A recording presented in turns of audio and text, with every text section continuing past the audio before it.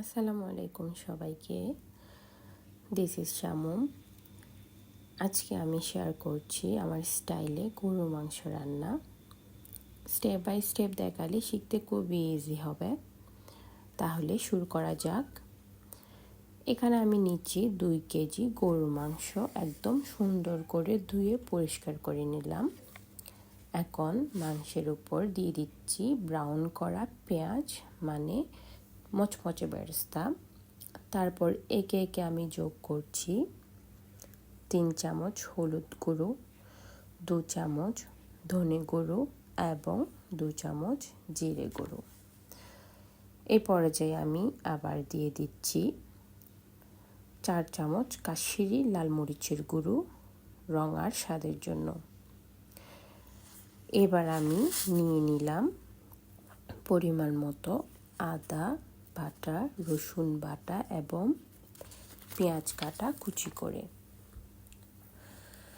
এরপর গরম মশলা হিসেবে আমি অ্যাড করছি তেজপাতা, গোটা কয়েক এলাচি, লবঙ্গ, 10-12টার মতো গোলমরিচ, জয়ফল এবং জয়ত্রী।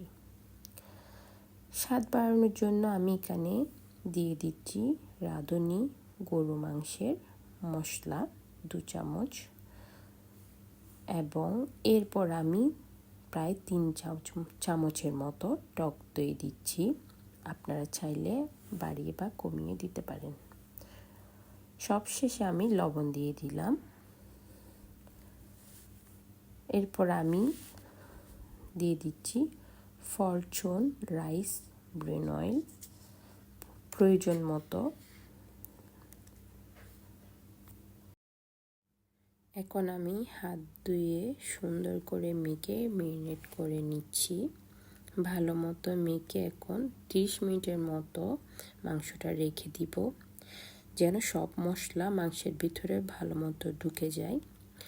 এরপর আমি 30 মিনিট পর মাংসটি 7 মিনিটের মতো আমি উচ্চ তাপে রান্না করলাম।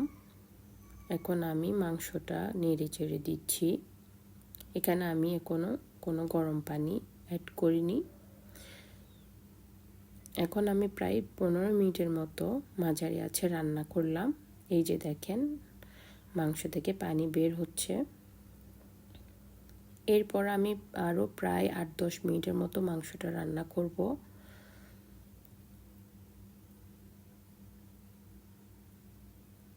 এই পর্যায়ে গিয়ে আমি 2 কাপের মতো গরম পানি দিলাম।